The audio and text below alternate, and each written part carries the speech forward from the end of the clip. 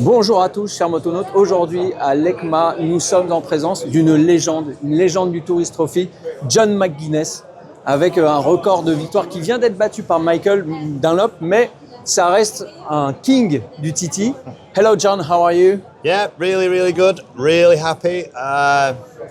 In a real good place. Yeah. Still racing. Still passionate. Still enthusiastic. I'm getting older, but I'm okay. I feel okay. Yeah, talking about that, I've been told that when you started at the TT, the rims were made out of wood and there was no rubber on it. I know. It's crazy. 1996. So next year is my 30th anniversary racing at the TT. So many miles, many bikes, many different types of bikes: 2-stroke, 4-stroke, fuel injected, single, electric bike, superbike, V-twin, V4, Honda. It goes on and on. There's a lot of history there, but yeah, it's still inside. You know, the burning is fire is still burning to race, and I'm really lucky. I still get to race in the factory Honda team alongside Dean Harrison. A bit more ambassador stuff for me, another pair of eyes on the team. But yeah, I still this bit. I put the helmet on. I still enjoy it. Yeah. Talking about Metzeler, in 30 years, the tires, how are they evaluated, and what's the main difference for you? Is it the grip, the consistency? Yeah, I think over the years they've gone in cycles and changed. They were 16.5 inch, then went to 17. 20 years ago they were narrower, so they maybe changed direction a bit faster. Now we have to have the wider tyre with the hard centre because of the horsepower. Yeah. You know, the super bikes and super stock bikes are brutal with power, so we've had to evolve with the power of it. But it's really important we have stability and consistency. You know, we don't need real high level grip. We need slightly less grip, durability and stability and confidence as a rider. Yeah. You know? When you think it goes through, you know, contact patch of your hand, it's really important. So we've really tried with Metzeler, with the Metzeler brand. There is the other brand. I've had a lot of success there, but the Metzeler now are with Davey Todd on the Metzelers, Dean Harrison on the Metzelers, I'm on the Metzelers. So it's like a battle, which is a good battle. Yeah, so it's nice. It's good for these guys to fight. So confidence and stability, I think they've changed. You know, but you can't stand still. You have to keep developing, keep pushing. And Metzeler are listening to the riders more, and they are definitely making changes for the better. Yeah. And talking about the Superbike and Superstock, I know the record, the official main record is a Superstocker with Peter Hickman. How do you explain that there's so few difference between those bikes, because the preparations are not the same? It's quite difficult. I don't think it's just the bike. I think it's accumulation of how, I'm not trying to make sense, but how the practice week's gone, how your race week's going, how you are as a rider mentally. The bikes are so close. Yeah. And weather conditions. When Peter did that lap record, the conditions were perfect. The sun wasn't too hot, wasn't too cold. There's rubber on the ground. So I don't think it's so much the bike, it's the feeling. It's the feeling with the rider on the day, but they're easy to ride. Superstock bikes are a little bit easier to ride in a bigger window. The Superbike is smaller window and sometimes quite hard to ride. Yeah. Do you feel the same passion, the same fervor from the audience, from the public, years after years? Yeah, I do. I mean, it's strange. When I started, I seen children in prams. Now they're grown up. Families have grown up. Their parents are old, and this is the new generation. But I still have a real connection with the fans. They're really important to me. They're important to the event. They're important to every event. Without fans, we're not racing anywhere in the world. So and they're always. It's a different feeling. There's a little bit more camaraderie, a bit more connection with them because how dangerous it is, and I feel really honoured, really, and a bit humble. Yeah.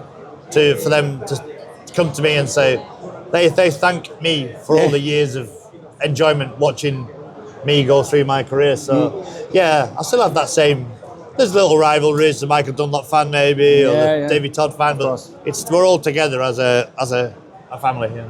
And what do you think about the new generation of road racers who are coming with, you know, the video game training, maybe the physical and mental training with the funny haircuts for Davy Todd, you know? Yeah, I like it. I like people. I like to know what their story is. Yeah. Why they want to do it. And it's nice when they succeed. You know, Dean Harrison was amateur, really. Amateur, bought his first motorcycle off eBay, went to racing, he's gone to being a top professional. Davy Todd was motocross, supermoto, just natural, very natural, easy. Yeah. Mullet, glasses, handsome, nice girlfriend. Good. Yeah. I like it. It's great. Yeah. But we need more. You know, we need more. Davy's 30, I think. Yeah. Dean Harrison's 36, I think. So they're not that young. No, that you shouldn't. I think you shouldn't race on the Isle of Man until you're 21. I think 18 years old, you're too young. Yeah. You haven't got the experience. It's too dangerous. So it's hard to find. There isn't a new generation just yet. I think for the next 5-6 years, nobody's going to beat the four at the top. Yeah. Okay. I think they will dominate. I might be wrong. I hope I'm wrong because I'd love to see more riders. You never know, but no, but they are really, really strong. You know, when Rossi was the best, he was the best. Marquez was the best, he was the best. Jorge Lorenzo was the best. It goes in cycles, doesn't it? Yeah. Johnny Ray won 6 world titles in World Superbike. So it's hard, very, very hard game. But let's hope we do get the next generation after this generation. You know, we get more. So it's a powerful thing, the TT. It's been going a long, long, long time. It's 119 years old this year. And it's more and more, well, it feels like it's more and more popular in the motorcycle world because of the media, because of the sponsors. Has it changed your view of this competition through the years or not? I've always been very positive about it. When I first started doing the TT, every journalist would talk about the death. Yeah. 2 people. Yeah, why, you know? And like I've said, I won't answer the question. Okay. I will just go on to another topic. Yeah. We don't need to. We know it's dangerous. Yeah. Climbing Mount Everest is dangerous. You know. In fact, motorcycle is dangerous. If it was easy, everybody would do it. On every day basis. But I just try and be positive. Always think about the stories, the lives, the world champions, the development, all the fun it's really. You know, it's had some bad times, but it's telephones. You know, there's an app. We can see us live what we're doing, and we're interesting people. We're not crazy. Pisses me off a bit when I hear we're crazy because I've done 100,000 kilometers around there. If I was crazy, I'd be dead. Yeah, so of course. Yeah. I think I'm a calculated sportsman. You know, I do a good job. But yeah, I think you're right. You're right.